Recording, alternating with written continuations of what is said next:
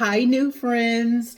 It's Khyla P here again. Thank you so much for tuning in to my YouTube podcast. I've been having such a great time making these videos. I feel like I'm able to be myself. I also am doing these videos in one take, one message, because I feel like if I had met you in the grocery store, I would only get one opportunity to make it count. So I'm all about first impressions, and I'm also about making it count.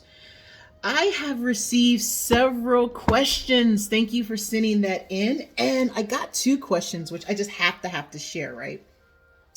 So the first question that I'll share is someone sent me a message, and thank you for sending it to me. And they said, if I'm about financial literacy and education, then why do I seem to talk so much about positivity as well as just things related, not related directly to finance? And here is my answer. My answer is that everything we do starts in the mind. Everything we do starts in the mind. As I mentioned in my resume, I have been doing this for quite some time. I have seen successes, I've seen failures, and I've seen people figure it out, right?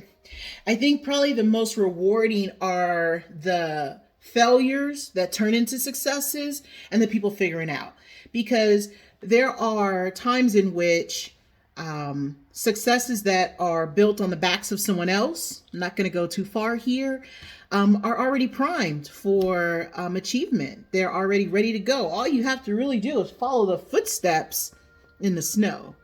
So I'll leave that right there. If you have questions, you can always just let me know and I'll be able to answer them. But getting back to my original answer, I talk a lot about positivity. I talk a lot about health. I talk a lot about my belief because it is at my very core. I've seen some successes start from humble beginnings. I've also seen some successes be destined for the moon, and it just fell short. If a person is to inherit much territory and they're not ready for it, then they don't know what to do with it. The common case is when people win the lottery, or when there are basketball or multi-million-dollar salaries that you've accumulated or assets and you don't know what to do with it, you lose it over time. This is not my opinion. This is factual data. You have to know how to treat and groom a thing in order for you to keep it, really. And not to make this too lengthy, but the Bible does say that, if you can be content with a little, you can be content with a lot.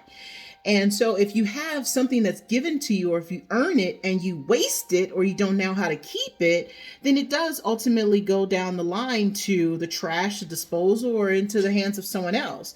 And why not that be you? Why not keep what you worked for or what you have achieved to yourself? I also believe that we just don't talk that much about mental health. We really don't. There are times in which we will power forward, we'll write down goals, including myself, and we really just need to take time for self-care. And sometimes self-care is realizing, where am I and where do I want to go?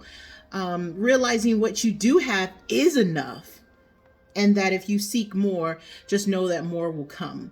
It'll also require, if more is to come, more is going to be required of you.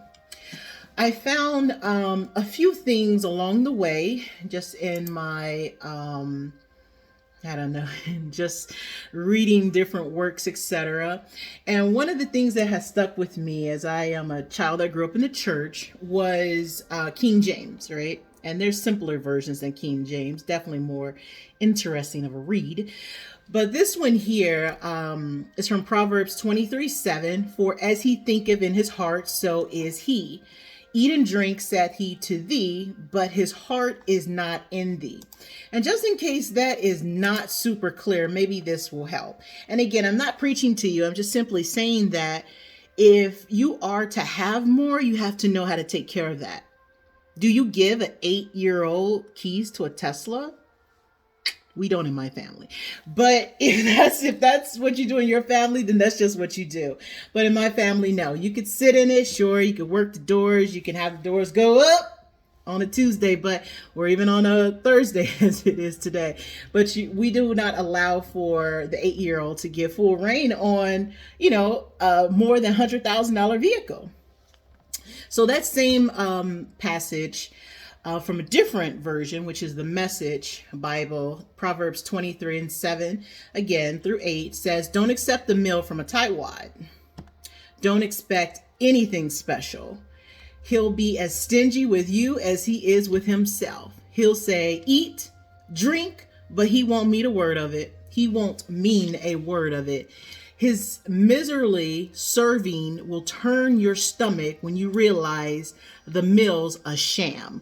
So that's the Message version of Proverbs 23:7 and 8. But the King James just said, as a man thinketh, so he is. Whatever is in your heart is going to come out. If you have bad financial practices in your heart, they're going to come out. There's no other place for them to go. If you have bad intentions in your heart, eventually they'll come out. Everything done in the dark comes to the light. If you have stood at any particular time or at the juncture of a thing that you thought was going to be concealed, the anxiety to know that it's going to come out, it's just not worth it. Yes, the truth can be complicated, but the truth also doesn't really need an explanation. It just happened, and that is factual.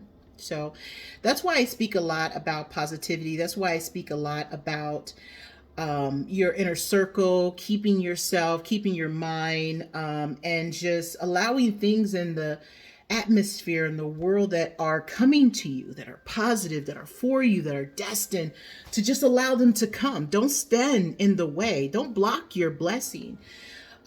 Take it all in, soak it all in, and realize that where you're standing is a good point. Where you've been is a good point, but where you're going is the maximum point.